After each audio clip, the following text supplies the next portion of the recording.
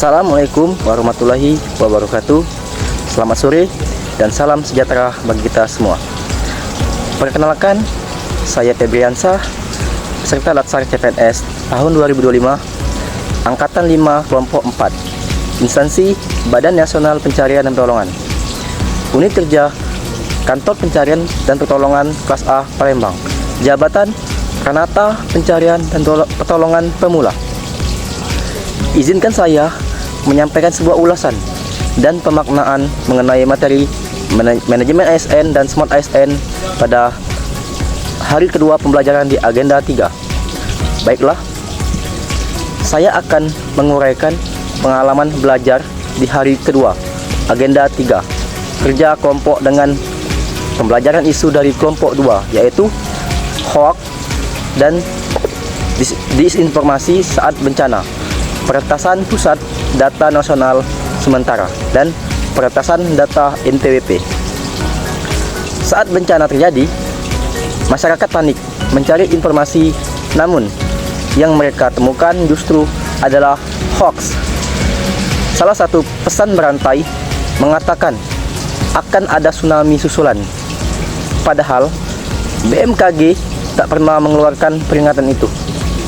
Ini bukan hanya soal kesalahan informasi, ini bisa membunuh. Hoax dan disinformasi saat bencana bukan hal baru, tapi makin berbahaya saat terjadi bersamaan dengan gangguan infrastruktur digital negara.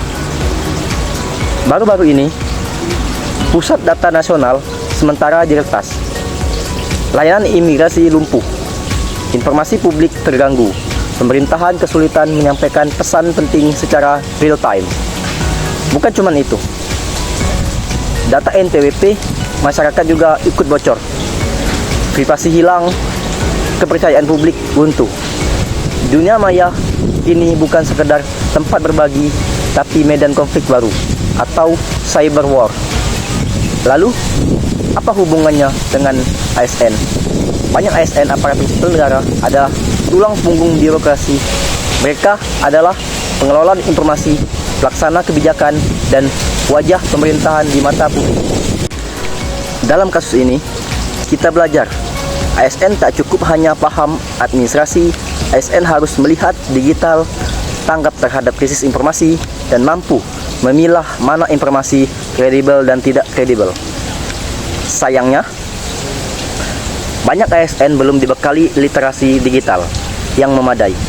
Masih ada yang sebarkan hoax tanpa verifikasi. Bahkan beberapa akun resmi pun ikut menyebar informasi yang belum diverifikasi. Disinilah pentingnya manajemen ASN modern dan penguatan konsep Smart ASN. Smart ASN adalah ASN yang menguasai teknologi, etika digital, dan tangguh di tengah disrupsi. Smart ASN itu bukan sekedar punya laptop dan akun email, tapi bisa membaca data, menjaga keamanan informasi, dan berkomunikasi secara cerdas di ruang digital. Manajemen ASN ke depan harus berbasis kompetensi digital dan responsif terhadap resiko cyber. Pelatihan wajib tak bisa lagi hanya soal administrasi, tapi juga soal cyber hygiene, digital ethics, dan kemampuan merespon bencana informasi. Dari kasus PDNS dan peretas NPWP, kita belajar jika ASN tidak adaptif, maka sistem pemerintahan bisa lumpuh dari dalam. ASN bukan sekedar pelayan publik, tapi juga benteng pertahanan informasi negara. Kita butuh manajemen ASN yang gesit, berbasis teknologi dengan integritas tinggi. ASN bukan hanya tulang punggung birokrasi, tapi juga garda depan pertahanan digital. Kita sudah cukup belajar dari krisis digital. Sekarang saatnya bangkit, bangun ASN yang cerdas, tangguh, dan melihat teknologi. Kita tak bisa menunggu masa depan digital Indonesia ada di tangan ASN hari ini. Baik, demikian ulasan saya. Semoga pemaknaan ini bisa menjadi pengingat bagi kita semua bahwa peran kita sebagai ASN atau calon ASN bukanlah hal kecil, tetapi merupakan bagian dari sejarah panjang dan membangun Indonesia yang lebih baik. We are family. Profesional, modern, teruji. Afiknam Jagat Samagram. Selamatlah alam semesta. Saya akhiri. Wassalamualaikum warahmatullahi wabarakatuh.